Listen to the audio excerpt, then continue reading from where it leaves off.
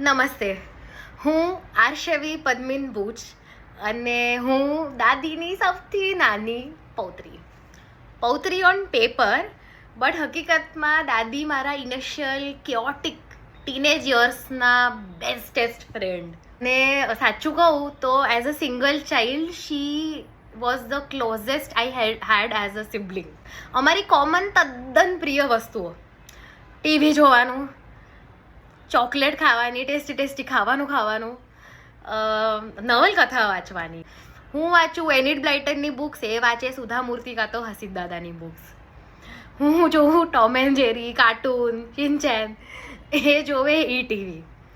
Mummy papa બહાર જાય અને હું હું અને દાદી ઘરે એકલા, તો એ મને તરત કહે, જા એ લોકો ગયા તો જા ફ્રીજમાં જા અને મારી માટે ચોકલેટ લઈ, આપણે ચોકલેટ ખાઈએ.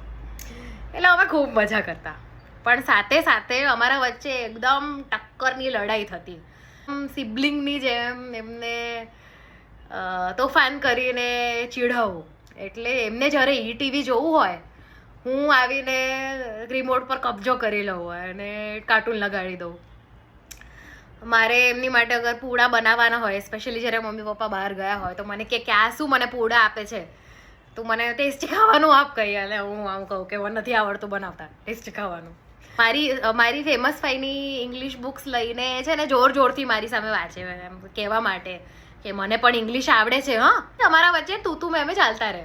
મને એ હંમેશા કે મને જ્યોત્સનાબેન બોલાવાનું જેમ બધા જ બોલાવે છે, પણ હું કંઈ માને એમ છું તો એમની પૌત્રી જ ને, એકદમ જિદ્દી અને તોફાની.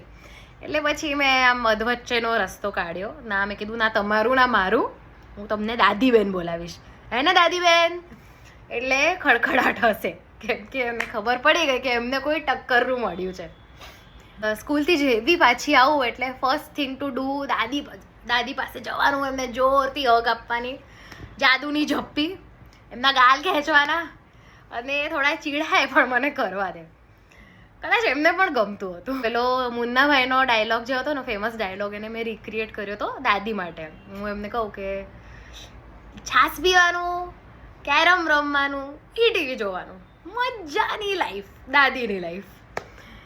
એમને અમિતાભ બચ્ચન ખૂબ ગમે, કેબીસી આવે એટલે એકદમ આતુરતાથી જોવે. એટલે હું એમને ચીડવતા કહું, અમિતાભ બચ્ચન શું કરે છે, એમાં પણ એ ખડખડાટ હશે, એમને ખૂબ મજા આવે હું આવી મશ્કરી કરું તો. દાદી ટેકનિકલી મારા ફર્સ્ટ રૂમમેટ પણ. એ જે 3 થી 4 મહિના અમારા ઘરે રહેવા આવે ત્યારે મારે એમની જોડે રોકાવાનું. એમની એક ખાસ ઓળખ બની ગયેલી ટેવ, રાત્રે સૂવા જાય ત્યારે સાઈડના ટેબલમાં એક નાના પ્લેટમાં 3 થી 4 સુવાલીન, 3 થી 4 પાર્લેજી બિસ્કિટ, સેવ મમરા, પેપર નેપકિન, પાણીનો જગ અને પાણીનો ગ્લાસ. એકદમ સેક્રોસેન્ક્ટ કહીએ ને એવી ટેવ. એની જોડે કોઈ છેડછાડ નહીં, આ હોવું જોઈએ તો હોવું જ જોઈએ. અને ઘણીવાર એવું થાય કે રાત્રે બહુ મોડે હું ભણીને સૂવા જતી હોઉં, કાં તો ખાસ મને બળ પડી હોય બહુ જ ઘરેથી, અને હું મોડું ફૂલાઈને સૂવા ગઈ હોઉં, તો દાદી મને ચૂપકેથી એક પાર્લેજી પાસ કરે અને મને કે ટેન્શન નહીં લેવાનું, ચાલ્યા કરે, ડોન્ટ વરી એમ. અને અમે બંને આમ પાર્લેજી ચીયર્સ કરીને હસતા ચૂપચાપ ખાઈએ અડધી રાત્રે. અને મને લાઈક હજી પણ હું જ્યારે પણ પાર્લેજી ખાઉં તો મને આ ખૂબ જ સ્મરણ થાય, અને it's one of my most કહેવાય ને ચેરિશ્ડ મોમેન્ટ. દાદીને જીવન જીવવાનો જુસ્સો હતો, એક કોન્ફિડન્સ હતો જે આઈ ફીલ મેં ફર્સ્ટ હેન્ડ એક્સપિરિયન્સ કર્યો છે, અને એ જ મારામાં આવ્યો છે, જે મને આટલા વર્ષો પછી પણ એક નવા સિટીમાં એકલા રહીને બહુ હેલ્પ કરે છે. પ્રોફેશનલ લાઈફમાં પણ હેલ્પ કરે છે, પર્સનલ લાઈફમાં પણ હેલ્પ કરે છે. એસ્પેશિયલી જે અમારી એક જે પેશનેટ હોબીઝ કહેવાય, એ ટાઈમે એક્ઝામ આપવાની હોય એવી રીતે ટીવી જોવાનું, આમ ચટાકા મારીને ખાવાનું અને ગુડ ફૂડ અપ્રિશિએટ કરવાનું, નવી હોબીઝ કેળવવાની, શીખવાની, નવરા નહીં બેસવાનું. આ બધું ઇન્સ્પાયર કરે છે, હજી પણ યાદ આવે છે, ઇન્સ્પાયર કરે છે અને હેલ્પ કરે છે. It is like guiding light. દાદી જોડેની આ બધી યાદો બહુ પ્રેશિયસ છે મારા માટે અને હંમેશા રહેશે.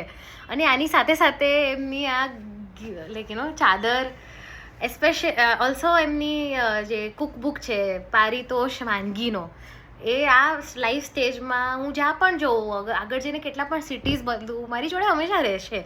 એક પેલી ટેન્જિબલ આમ યાદો છે મારા દાદીની. હું તમને બહુ જ મિસ કરું છું.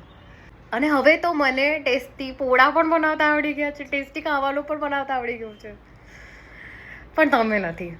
તમને યાદ કરીને ખાઉં છું, ખુશીથી ખાઉં છું.